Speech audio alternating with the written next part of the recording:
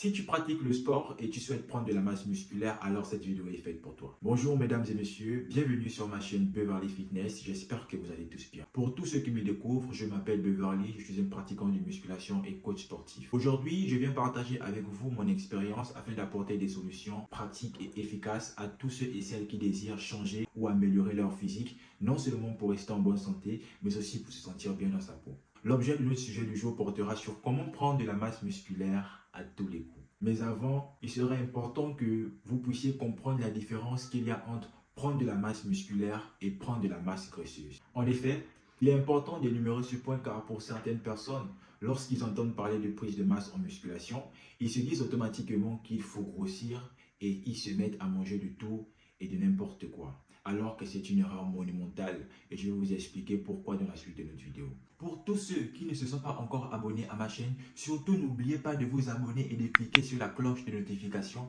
afin de ne pas rater les prochaines vidéos. D'abord, il faut comprendre que prendre de la masse musculaire consiste d'une part à prendre du muscle et d'autre part à prendre du poids, tout en limitant la prise de gras. Ces deux choses sont indissociables lorsqu'on veut réussir sa prise de masse. Car lorsque on prend en volume, cela s'accompagne forcément par une prise de gras. Ce qui va bien évidemment faire intervenir la musculation et une alimentation saine. Or, on peut toutefois prendre de la masse sans pour autant prendre du muscle. Chose qui est très facile à faire d'ailleurs. Car il suffira juste de manger mal et opter pour un entraînement à faible intensité. D'où la prise de masse graisseuse. Maintenant que vous avez compris la différence qu'il y a entre faire une prise de masse musculaire et faire une prise de masse graisseuse, nous allons maintenant rentrer dans le vif de notre sujet qui est comment prendre de la masse musculaire à tous les coups.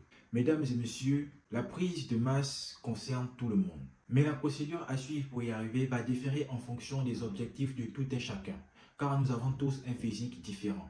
Une personne ayant un gabarit normal par exemple, ne pourra pas avoir les mêmes exigences qu'une personne en surpoids ou une personne mince. Une personne ayant un gabarit normal peut envisager une prise de masse plus ou moins propre. Ses gains de muscles seront composés de 90% de muscles et 10% de gras. Alors que les personnes en surpoids ne vont pas chercher à prendre du gras, mais à manger plus sainement en combinant musculation et cardio. L'objectif ici va consister à gagner du muscle et à perdre du gras en même temps. Vous devez savoir une chose très importante. Un excédent de graisse ne sera pas bon pour vous, ni pour votre silhouette, ni pour votre santé. D'autant plus que cette graisse devra être éliminée lors de votre période de sèche. Et donc, plus vous accumulez du gras, plus cette période sera longue et difficile. Chez une personne mince, augmenter son apport calorique est une nécessité. Elle devra faire un excédent calorique de sorte à accumuler plus d'énergie qu'elle ne dépense lors des entraînements pour prendre du poids. Mesdames et messieurs, pour prendre de la masse musculaire, vous devez combiner obligatoirement trois choses que sont l'entraînement, l'alimentation et le repos. L'entraînement est l'élément déclencheur de votre prise de muscle. Car le muscle est composé des fibres qui vont être sollicitées lors des entraînements. En effet, lors des entraînements de musculation, le fait de soulever des poids va entraîner un stress au niveau des tissus musculaires, créant ainsi des déchirures au niveau des fibres. Par la suite, le muscle, pour éviter encore de subir ce stress, va réparer les fibres endommagées qui vont devenir encore plus volumineux et plus forts, ce qui va lui permettre de mieux résister à l'entraînement suivant. Mais qu'est-ce qui va permettre aux fibres endommagées de se régénérer, quitte à devenir plus volumineux? C'est l'alimentation d'une part et le repos d'autre part. Car après avoir endommagé les fibres, ce sont les aliments à travers les macronutriments que sont les protéines, les glucides et les lipides qu'on va consommer qui vont permettre aux fibres de se régénérer en devenant plus grosses, de sorte à donner du volume aux muscles. Ces aliments doivent avoir une teneur élevée en protéines car ce sont les protéines qui favorisent la construction musculaire. Ici, il faudra privilégier les sources de protéines de qualité telles que les protéines animales comme les œufs, le poulet, le bœuf, la dinde, le poisson, le fromage blanc et le yaourt nature. Pour les sources de lipides de qualité, nous avons l'huile d'olive, de noix et de colza, les amandes et noix, les poissons gras tels que la sardine, le saumon ou les maquereaux, l'avocat, les œufs entiers, etc.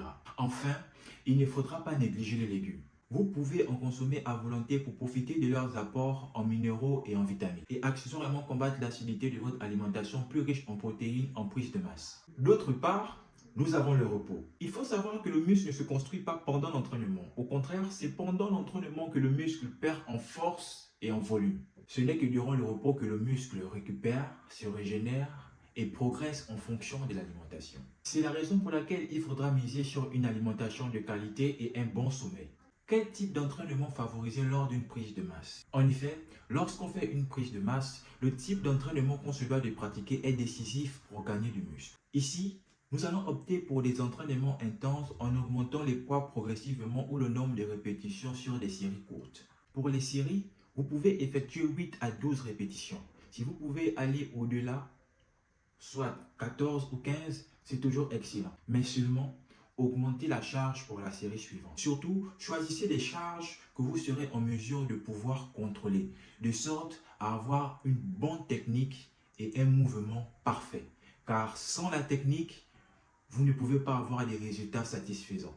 Du coup, au lieu d'arriver à la salle et de chercher à soulever lourd, des charges que vous ne pourrez pas contrôler, vous allez mal faire le mouvement et vous n'allez pas cibler le muscle que vous êtes censé cibler. C'est l'une des raisons pour laquelle il faut prendre des charges que vous allez pouvoir bien contrôler de sorte à bien exécuter le mouvement et avoir une bonne technique pour pouvoir progresser plus rapidement. Et pour terminer, vous devez avoir un programme d'entraînement de 3 à 4 séances par semaine. Mesdames et messieurs, maintenant que nous sommes arrivés au terme de notre vidéo, je compte sur vous pour réussir votre prise de masse. Si vous avez des questions ou des avis, surtout n'hésitez pas à l'écrire en commentaire. On se revoit très prochainement pour une prochaine vidéo. Big up.